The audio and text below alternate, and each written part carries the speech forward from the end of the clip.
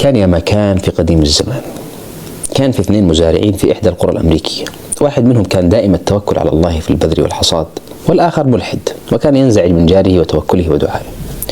المهم مر عليه في يوم من الأيام وقال له: إيش رأيك نعمل اتفاق؟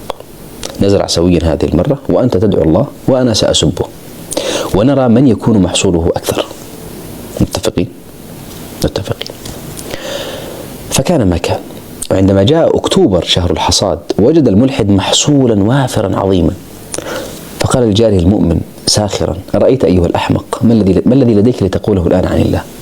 فرد عليه المؤمن: إن الله لا يصفي حساباته في أكتوبر. God doesn't settle his accounts in October. شاهدت مقطع لأحد الشباب المقاتلين لحظة إصابته واستشهاده في حلب أثناء تحرير حلب. سبحان الله، هذا الشاب لم تكتحل عينه برؤية حلب محررة، لم يرى رفاقه وهم يصدحون بالتكبيرات في سماء دمشق. عبد الباسط الساروت لم يرى الحشود وهي تردد هتافاته وترفع صورته من قلب حمص ودرعا. مازن الحمادة ابن دير الزور الذي مات 1000 مرة تحت التعذيب في المعتقل لم يشهد هذه اللحظة العظيمة. هذا يقودنا لسؤال: هل هذه اللحظة، لحظة الفرح والنصر والتمكين، هي المشهد الأخير، الغاية الكبرى؟ لو كانت كذلك ما وضع هؤلاء الذين لم يعيشوا هذا النصر؟ ماذا نقول عن غزة وقوافل الشهداء والجرحى الذين تجود بهم إلى هذه اللحظة؟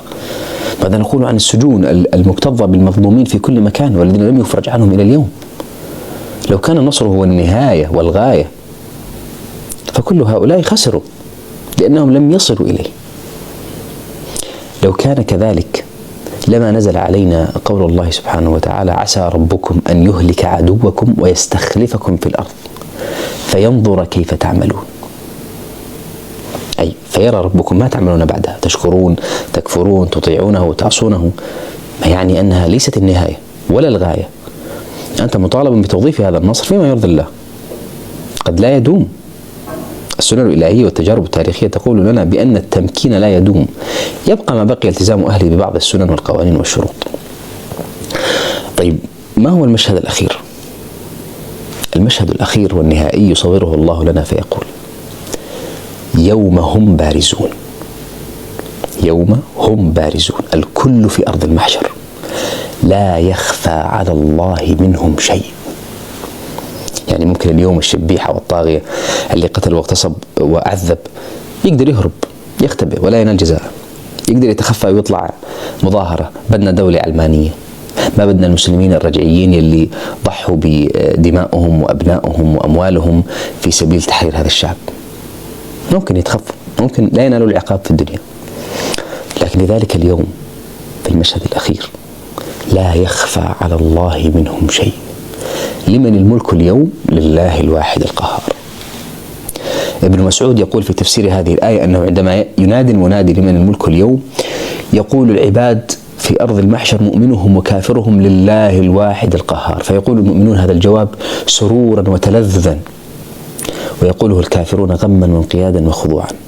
يعني المؤمن يقول ذلك فرحا بعدل الله سيقتص له ممن قتله وعذبه وظلمه، والكافر يقولها خوفا وهلعا مما سيلاقيه. يقول الله في الآية التي تليها: اليوم تجزى كل نفس بما كسبت لا ظلم اليوم. لا ظلم اليوم، إن الله سريع الحساب. هذا هو المشهد النهائي، هذا هو موعد تصفية الحسابات. خلاصة القول: المؤمن ينظر للواقع بغير العدسة التي ينظر لها غيره.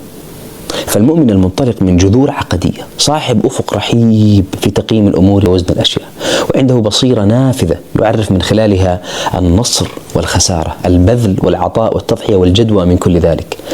الدنيا هي مرحلة ضئيلة بالنسبة له، والآخرة خير وأبقى. المعنى الذي يوفره الإسلام للسعي والمكابدة لا يوفره أي منظور آخر. الإسلام يمد أصحابه بمعان عجيبة، يجعل نومك عبادة، وشهادتك وفناء نفسك غاية ترجو وتهفو إليها الأرواح. يعني النبي صلى الله عليه وسلم يقول في الحديث الصحيح: ما من أحد يدخل الجنة يحب أن يرجع إلى الدنيا وأن له ما على الأرض من شيء غير الشهيد.